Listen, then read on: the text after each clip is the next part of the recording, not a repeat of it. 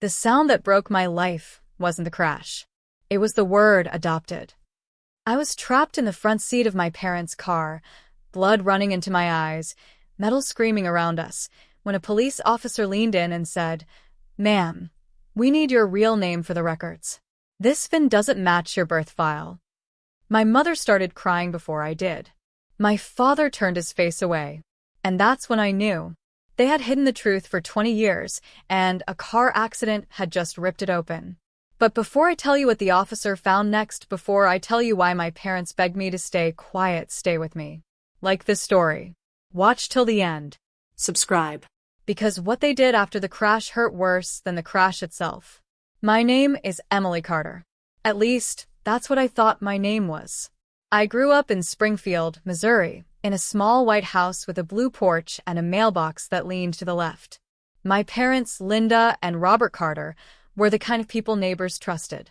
Church every Sunday. Smiles at every barbecue. My mom baked brownies for school events.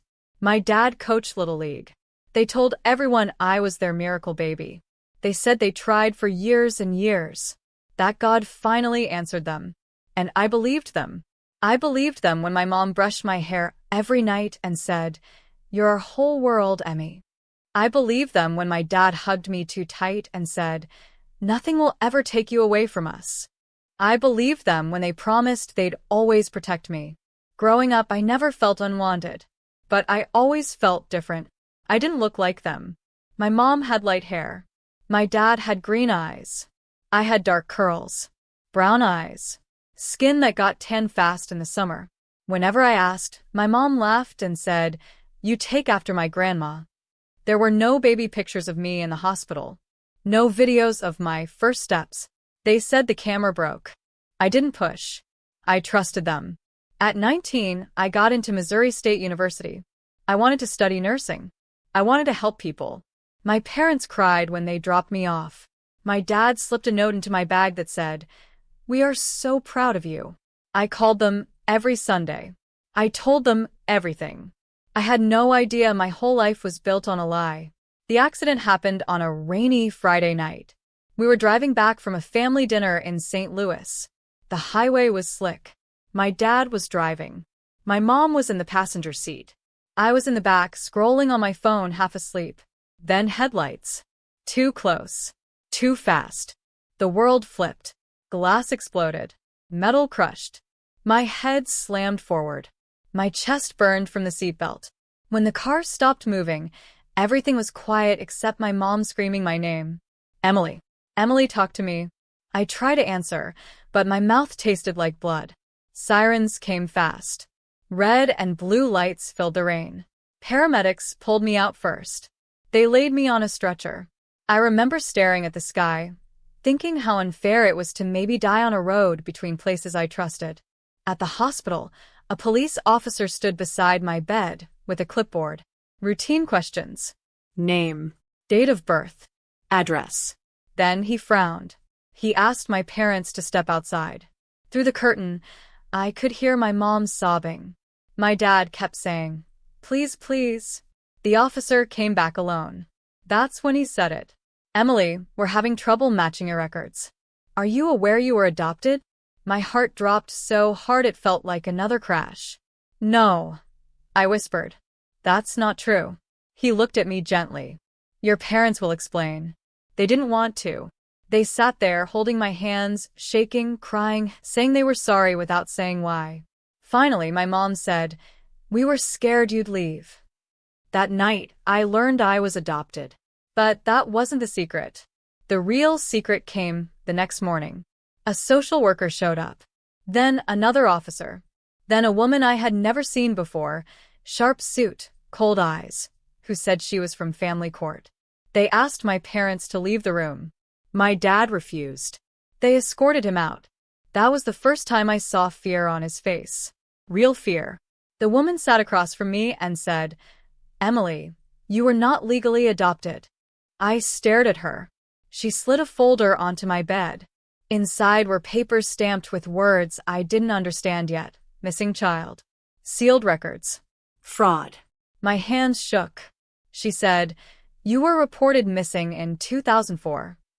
The year I was born. My chest tightened. That's impossible, I said. I've lived with them my whole life. She nodded. That's the problem. Before I could ask anything else, the door opened. 2 officers walked in. They looked past me, straight at my parents. Linda Carter. One of them said. Robert Carter. You are under arrest. My mother screamed. My father dropped to his knees. And I realized the people who raised me, the people I trusted more than anyone, had stolen me. And that was just the beginning. The sound of handcuffs closing still rings in my ears. My parents, were led out of the hospital room like strangers. My mother kept crying my name. My father wouldn't look at me. I wanted to scream for them to come back, but my body wouldn't move. I felt frozen. Empty. Like someone had reached inside me and pulled everything out. The door shut. And just like that, I was alone. A nurse tried to comfort me.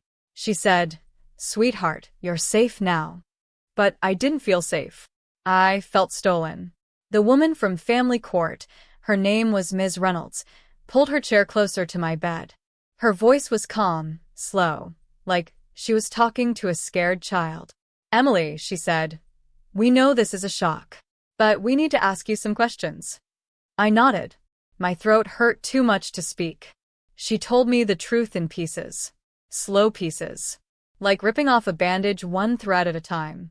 20 years ago, a baby girl went missing from a hospital in Tulsa, Oklahoma. The baby's name was Hannah Brooks. Her mother had been young. Poor.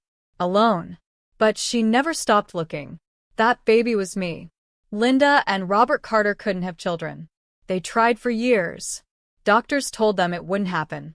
Instead of going through a legal adoption, they did something else. Something selfish. Something criminal. They took me. They changed my name. They moved states. They created fake records. Fake birthdays. Fake stories. And then they spent 20 years acting like good parents. I didn't know how to feel. Part of me wanted to hate them. Another part of me remembered bedtime stories. Scraped knees. Birthday cakes. The way my mom kissed my forehead when I was sick. Ms. Reynolds said, "Loving you doesn't erase what they did." That sentence stayed with me. By the next day, the story was everywhere. Local news vans parked outside the hospital. Headlines flashed on TV screens in the waiting room. Missouri couple arrested in 20-year child abduction case. My face was blurred on screen, but everyone knew it was me. I was discharged from the hospital under supervision. I wasn't allowed to go home. That home was now a crime scene. Instead, I was taken to a quiet building with beige walls and locked doors. A temporary youth placement center. I hated the word temporary. It made me feel like I didn't belong anywhere. They gave me a small room. A bed. A desk. Nothing else. No photos. No past. A therapist came to see me. Her name was Dr. Miller. She asked me how I felt about my parents being arrested. I didn't answer. She asked me how I felt about learning my real name wasn't Emily. I cried so hard I couldn't breathe. That night, I stared at the ceiling and thought about everything I lost in one day. My family, my name, my past. Even my future felt blurry. 2 days later, Ms. Reynolds came back. She wasn't alone. "There's someone who wants to meet you," she said gently. My heart started pounding. "Your biological mother." I wasn't ready. I said no. She said, "That's okay. But you should know, she's been waiting for this moment for 20 years. I didn't sleep that night. The next morning, I said yes. They took me to a small meeting room. There was a box of tissues on the table. The door opened slowly. A woman walked in. She was shorter than me. Her hair was dark, streaked with gray. Her hands shook as she looked at me. She didn't rush. She just stared. Then she whispered, "Hannah." The sound of that name felt strange, heavy, like it belonged to someone else. She started crying. She covered her mouth. She tried to say my name again, and couldn't. "I never stopped looking," she said. "Never. Not one day." I didn't know what to do. I felt bad for her. But I didn't feel connected. That made me feel guilty. She showed me pictures. Missing posters. Newspaper clippings. A small pink bracelet from the hospital with my birth name on it. Proof. Too much proof. She told me her name was Sarah Brooks. She told me about the day I disappeared, about blaming herself, about years of police saying the case was cold. She reached for my hand. I pulled back. Her face broke. "I'm sorry," I said quickly. I don't know you." She nodded, tears falling. "I know, but I will wait, as long as it takes." After that meeting, everything moved fast. Too fast. Court dates were scheduled. Lawyers talked in words I didn't understand. Decisions were made about me, not with me. People online had opinions. Some called my parents monsters. Some called them heroes. Some blamed my biological mother. Some blamed me. I stopped checking my phone when someone messaged, "You should be grateful they loved you." Grateful? For being stolen? One afternoon, Dr. Miller told me something that made my stomach drop. "There's a custody hearing next week," she said. "Until then, you'll remain in state care." State care. I wasn't a daughter anymore. I was a case. That night, I asked Ms. Reynolds if I could see my parents. She hesitated. "They're being held at the county jail," she said. "Are you sure?" I said yes. I needed answers. They took me to the jail 2 days later. The room smelled like metal and sadness. A thick glass wall separated us. Phones hung on cords. My mom picked up the phone first. Her eyes were red. Her hands shook. "We did it because we loved you," she said before I could speak. "Please believe that." "Why didn't you tell me?" I asked. My dad finally looked at me. His voice was quiet. "We were scared you'd hate us." I laughed. A short, broken laugh. "Now what?" I asked. My mom leaned closer to the glass. "You have to tell them you want to stay with us." I froze. "What?" She whispered. "If you say we were good parents, it could help us. Please, Emily. Please." That was the moment something inside me snapped. They weren't thinking about me. They were thinking about themselves. Before I could answer, a guard stepped in. "Time's up." As they were pulled away, my dad mouthed something. "We need you." I left the jail shaking. The next morning, Ms. Reynolds called me into her office. She looked serious. "Emily," she said, "your parents have filed a statement." My heart raced. She slid a paper across the desk. "They're claiming you knew the truth and helped hide it." My head started spinning. "What?" I said. "That's a lie." She nodded slowly. "And, because of that statement, you've been ordered to testify in court." The room felt too small. Too quiet. Because now, the people who stole my life were trying to destroy it too. And the court date was only 3 days away. The courthouse smelled like old paper and fear. That was the first thing I noticed when I walked in. Cameras flashed outside. Reporters shouted my name, Emily, even though that name no longer felt like it belonged to me. A woman from the state walked beside me, her hand light on my back, guiding me forward like I might break. Inside, everything felt too big. The ceilings were high. The walls were cold stone. People whispered when they saw me. I kept my eyes on the floor because every stare felt like a judgment. This wasn't just a court case. This was my life being argued by strangers. Linda and Robert Carter sat at the defense table. My parents. In jail clothes. My mom saw me first and started crying. My dad's face was hard, like he had already decided something. I sat where they told me to sit. Alone. The judge came in. Everyone stood. My legs shook as I sat back down. The prosecutor spoke first. She talked about a baby stolen from a hospital. Fake documents. Lies that lasted 20 years. She used words like kidnapping and fraud and emotional harm. Every word felt like a slap. Then the defense lawyer stood. He smiled. That scared me more than anything. He talked about love. About a child raised in a safe home. About parents who made a mistake out of desperation. He said removing me from them now would cause irreversible trauma. Then he looked straight at me. And the young woman herself, he said, was not unaware of the truth. My heart stopped. He claimed I had known for years. That I helped hide it. that I agreed to lie because I didn't want my real mother to find me. It was insane. It was cruel. And it was working. I could feel the room change. I could hear the whispers. I could almost see people believing him. The judge called my name. I was told to stand. My legs felt numb as I walked to the witness stand. I raised my hand. I swore to tell the truth. My voice barely worked. They asked me simple questions at first. My age, where I grew up, my relationship with the Carters. Then the defense lawyer stepped closer. "Emily," he said kindly, "did your parents ever tell you that you were adopted?" "No," I said. "Did you ever suspect?" "No." "Are you saying you never once questioned why there were no hospital photos?" I swallowed. They told me the camera broke. A few people laughed softly. My face burned. "So you just believed them?" he asked. "Yes." He nodded slowly, like he felt sorry for me. "Isn't it true," he said, "that 2 years ago, you found paperwork in your parents' closet?" My chest tightened. "What paperwork?"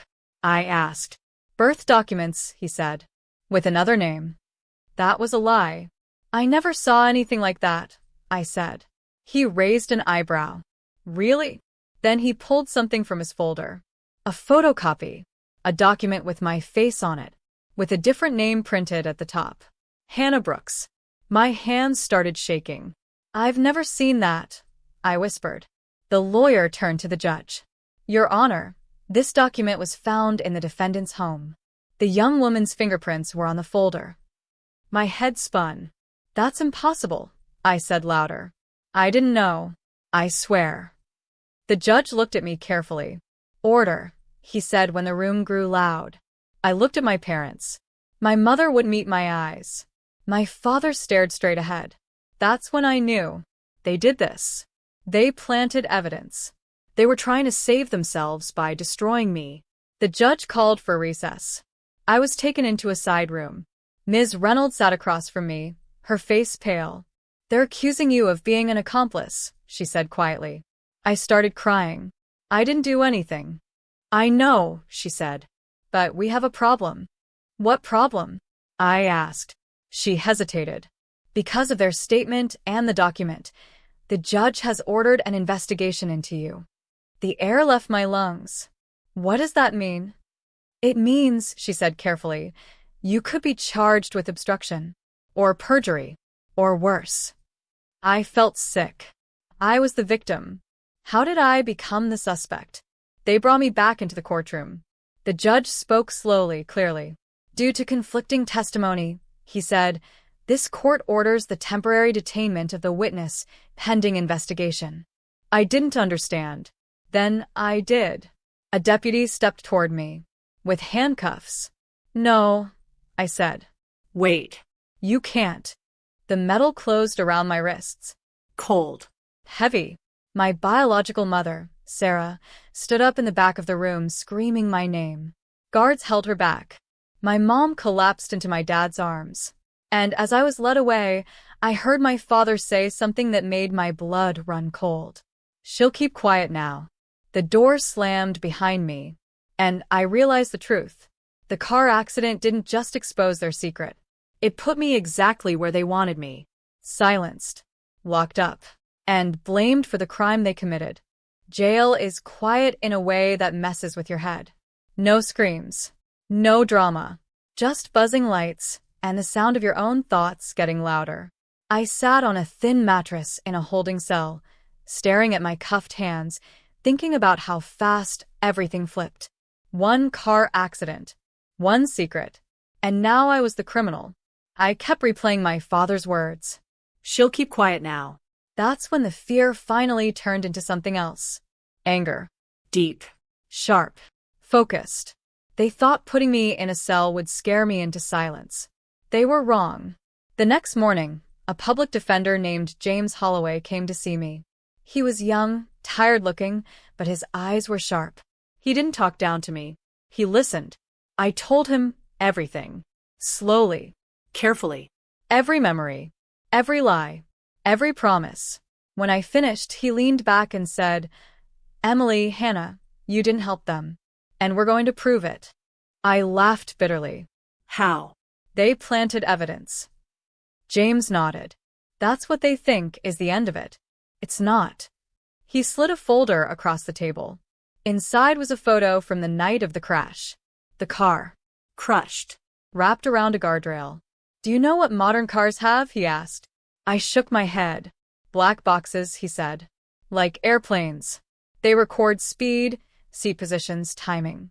And sometimes audio. My heart skipped. He continued. During the crash, your mother was on the phone with someone. I froze. With who? James looked at me.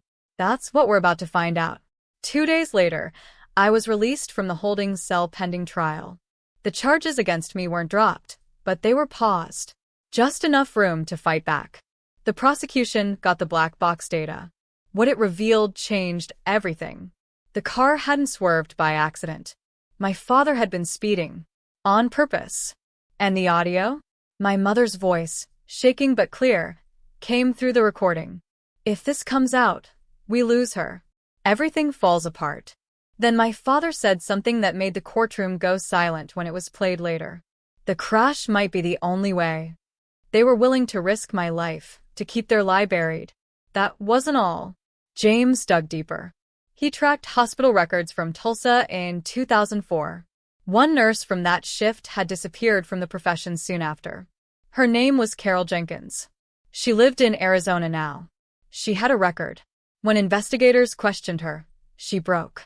She admitted my parents paid her to look the other way, to alter logs, to let a baby leave with people who weren't the parents. 20 years ago, she cried as she confessed. I thought the baby would have a better life, she said. I didn't think they'd hide her forever. The courtroom felt different on the final day. No smiles from the defense. No confidence. Linda Carter looked small. Robert Carter looked angry but scared. I took the stand again. This time, I wasn't shaking. I loved them, I said, looking at the judge. I trusted them.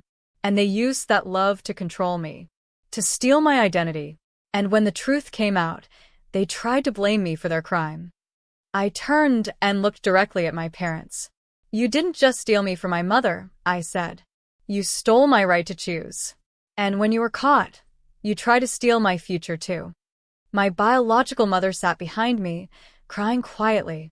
She didn't interrupt. She didn't beg. She let me speak. The verdict didn't take long. Guilty on all counts. Kidnapping. Fraud. Conspiracy. Evidence tampering. When the judge sentenced them to prison, my mother screamed. My father didn't say a word.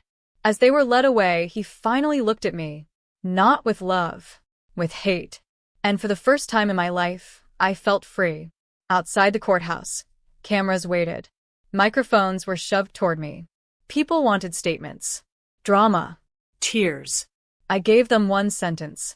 My name is Hannah Brooks. And I'm taking my life back. The state cleared my record.